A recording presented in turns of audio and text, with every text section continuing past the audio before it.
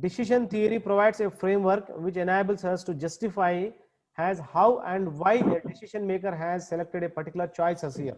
Okay, here the ingredients of decision problem says that a decision maker he selected a particular choices or strategies or courses of actions available. Courses of action available is nothing but here the available alternatives he applied, the best alternative only he is applied, then why he applied that one, so we have to take a justification. Then here the ingredients of decision problem says that here it enables us to justify how and why. Okay, the two things here, how and why are the most important thing here in decision maker for the particular choices, strategies and course of action available. Some of the key elements are given below which plays a vital role in decision problem. They are the key elements are you observe carefully. First one is acts, then states of nature or events. Okay, what are the acts here? The various possible alternatives are the courses of action available to the decision maker, out of which he has to choose the one or term has acts or strategies or decision. Okay, acts are nothing but here from the available alternative courses of action, the decision maker is chosen the best one. Such a term has acts or strategy or decision. Okay, the n acts says are usually denoted by aj, that is I is equals to 1 comma 2 so on n. The decision maker has control over the choice of these acts or decision. Okay, suppose the decision maker he identified the situation, identified the complex problem. Based on the problem he applied and he what we call he established alternative courses of action. Then what happens immediately he has a good control over the choices of the acts.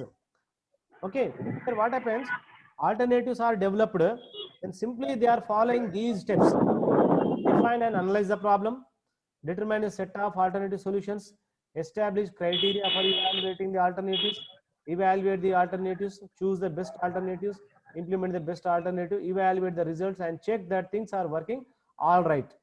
Okay, here acts are nothing but acts to a decision maker. He has a good control over the acts also. Acts are nothing but the alternatives which we are going to apply on the given problem.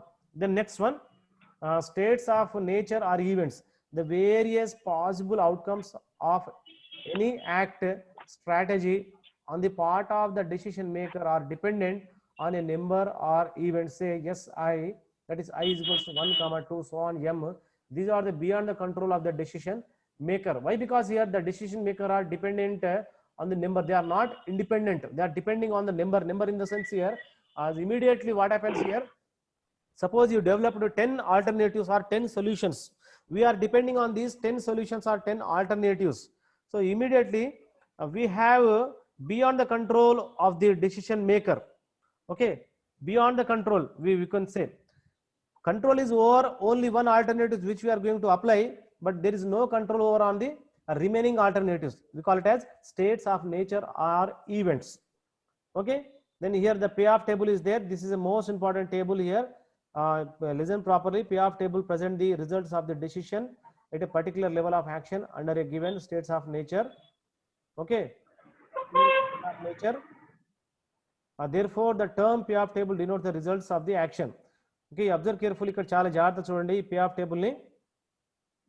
The following is a general pro forma.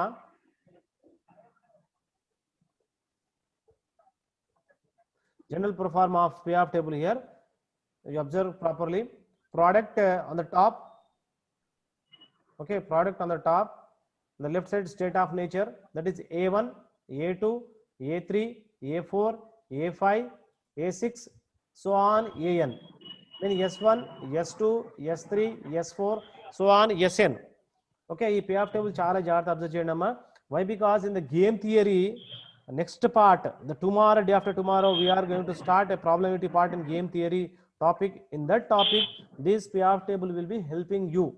Okay, we can say that first P11, P12, P13, P14, P15, P16, and P1 at the rate of n. P first row first column, P first row second column, P first row third column, P first row fourth column, P first row fifth column, then P first row sixth column, P first row n column. Okay, these type of activities there in the table. Okay, the same procedure is applied for the S4. Okay, P second row first column, P second row second column. Okay, the P second row. Sir, voice. Yes, చెప్పండి. Repeat అవుతుంది sir voice. మీరు అందరూ unmute చేయండి అమ్మా ఒకసారి. Mute చేయండి, అందరూ mute చేయండి. Please mute all of you. అందరూ మ్యూట్ చేసుకోండి. Please all of you mute. Please all of you mute. The next here, P second row fourth column. Please all of you mute. P second row fifth column, P second row sixth column, P second row n column. Okay, then see, observe carefully. P third row first column. These are columns and these are rows.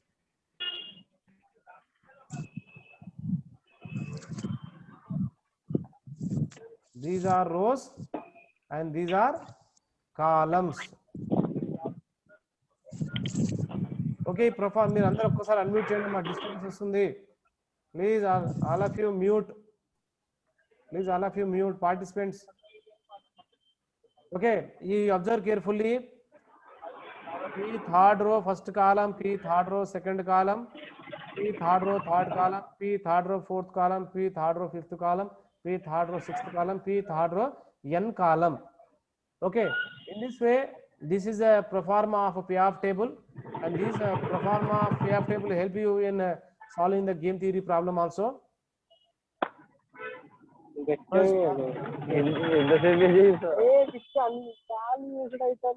So here problem is there in decision making theory. I will take the problematic part tomorrow.